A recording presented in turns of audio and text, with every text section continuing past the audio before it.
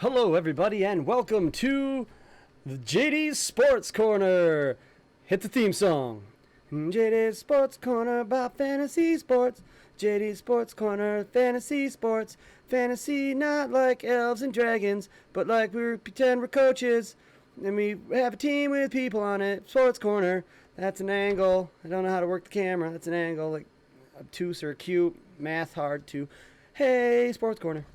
Okay. I spent a long time writing that theme song. So we're going to go over, first off, the games this week. To start it, we have me, Hyrule Warriors, facing off against Alex Simon of Michael Irvin's Nose Candy. Now, as you might know, as per usual, I scored next to no points last week. So we're going to keep that train rolling. We're going to try to get in the high 80s this week. Hopefully Aaron Jones can figure things out, but who knows? Who knows? Then we got Gunner on the other side, couple scrubs. Keen Allen. Nope, don't even care.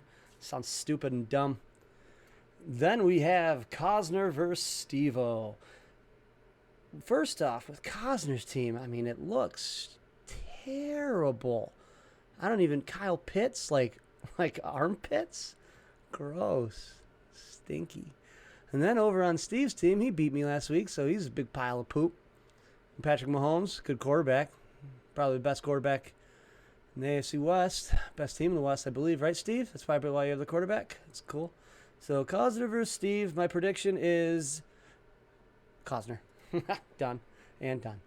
Next, we have Bush League Owner 6, who is Christopherov versus the Puddin', who we all know is Kyle Winky. Now, the key to a win is to have a win key. I should have written some things down before this. All right, so he's got Lamar Jackson. That's pretty good guy, I guess. D. Henderson Jr. had him last year. Jamal Williams is a Q next to his name. I wonder if you get to ask him questions. No. Questionable. So questionable. So he is a person who likes questions. Cool. All right, so Bush League Owner 6, Roth versus Winky. Prediction, Roth by 42 points. I'm going to say 42 Roth. Yep, I'm going to go 42. Okay, then up next we have Me So Horny, Brody, versus the Cowboy Niners Schnell, or whatever his team name is. They are Cowboys and Niners with a random Patriot strung in there. Who cares? And then Ross' team, who he hates trading every year, even though he always does really bad, looks pretty good. Tom Brady's not going to do what he did last week every week. Trust me, I'm a sports guy. Big sports guy. So my prediction on that is tie. Is a perfect 113.7 tie. Up next, we have Bromiosexual, who is Nate Adams, versus Ortman's Obliterators.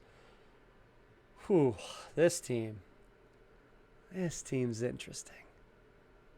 I'm looking through here, and I don't see anybody I like on the team I like, but the people running the team, Nate or Weinberg, don't care for them.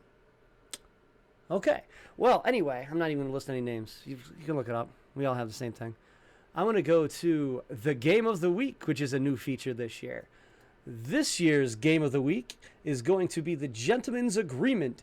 Joshua Bell, standing at 1-0, versus Savage Brucenados, who despite stealing people, still ended up losing to the guy he stole from, who was, let me check my notes, Roth was the one. Cool. All right, up next, let's see here. So what I did was, since it's the Game of the Week, I've labeled their game Blood in the Water, Episode 1. That's their game. It's Blood in the Water. Well, when I was thinking about their game, a couple things came to mind, and it's like, I'm not saying we're trapped, but we'll never be free. We're like lambs to the slaughter. What you going to do when there's blood in the water? The price of your greed, the son and your daughter, what you going to do when there's blood in the water?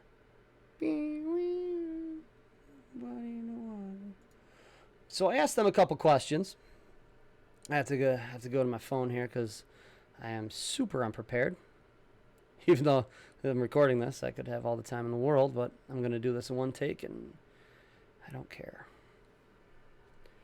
Whew, fucking hair in the way, you know what I mean?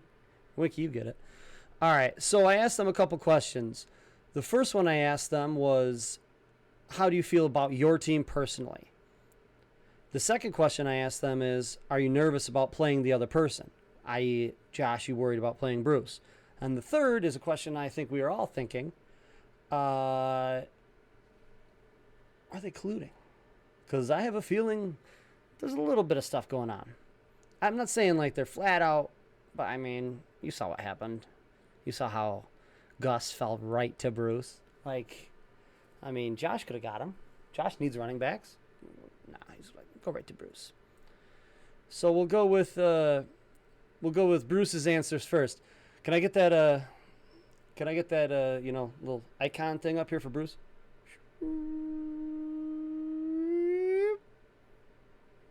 That's Bruce, guys. So he feels pretty good about his team, even though Gus got injured and the asshole in this league, not my language, swooped in and grabbed his backup before I was able to. I believe he is talking about Roth, although that is not mentioned. We definitely have a real problem with morale and corruption in this league. I fully agree. Then I asked him how he felt about his team, and he said, I had a rough week 1. Lost a close one against Roth and his fully healthy squad, but things are looking up this week. My next opponent is Josh, and the man wears many hats. EHS technician, dad, league commissioner, and sports memorabilia pyramid scheme guy. But he's just so bad at fantasy football. I mean, we as a league had to let him win a championship because we were all sick of listening to him cry. Confirmed. So easy win this week to get his team back on track.